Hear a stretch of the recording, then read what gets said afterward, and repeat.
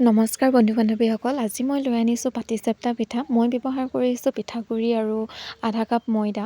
ইয়াত দিছোঁ নিমখ অকণমান আৰু চেনি প্ৰয়োজন অনুসৰি, গাখীৰ দিছোঁ আৰু পানী আধা কাপ দিছোঁ। ধুনীয়াকৈ এইখিনি মিক্স কৰি এতিয়া চাওক কিমান ধুনীয়া হৈছে মিশ্ৰণখিনি। সিমানটো জোখত ৰাখিব লাগে। এতিয়া অকণমান টাইম ঢাকি থ'ম।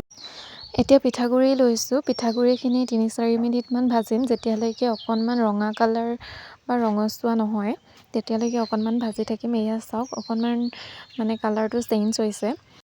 এতিয়া ইয়াত গাখীৰ দিছোঁ। গাখীৰ দি আমি ভালদৰে লৰাই ল'ব লাগিব আৰু গাখীৰ পাউডাৰ দিছোঁ। গাখীৰ পাউডাৰটো দিলে খাবলৈ বহুত ভাল হয়। চেনি দিছোঁ প্ৰয়োজন অনুসৰি আৰু গুড় দিছোঁ কালাৰৰ কাৰণে, অকণমান কালাৰ হ'ব তেতিয়া।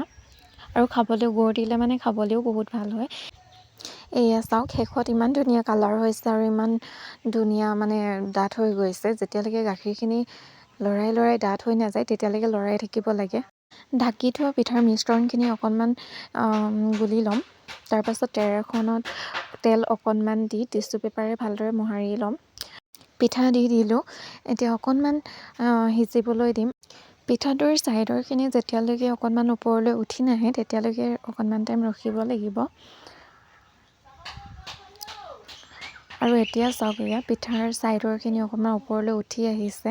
এতিয়া যোনখিনি মিশ্ৰণ বনাই থৈ দিছিলোঁ গাখীৰ, গুড় আৰু পিঠাগুড়ি, সেইখিনি মই ইয়াত দি ধুনীয়াকৈ পিঠাটো মেৰিয়াই দিম।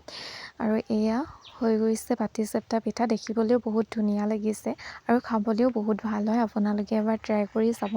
এইটো মেৰিয়াই কিনি অকণমান টাইম এনেকৈ ৰাখিব লাগিব আৰু উল্টা কৰি ইপিঠিলেও অকণমান টাইম ৰাখিব লাগিব। তাৰপিছত এয়া হৈ গৈছে পাটিচেপ্টা পিঠা।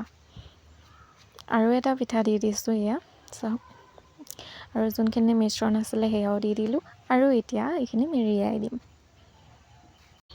প্ৰথম পিঠাটো বনোৱাৰ দৰে এইটো বনাই দিলোঁ আৰু মই কেনেদৰে বনালোঁ আপোনালোকক ভিডিঅ'টো শ্বেয়াৰ কৰিলোঁ। আপোনালোকে বনাই খাইছে নাই কমেণ্ট কৰি জনাব। যদি বনাই খোৱা নাই তেতিয়াহ'লে বনাই খাই চাব, বহুত ভাল লাগে খাই। আজিলৈ আহিলোঁ, বাই বাই গাইজ।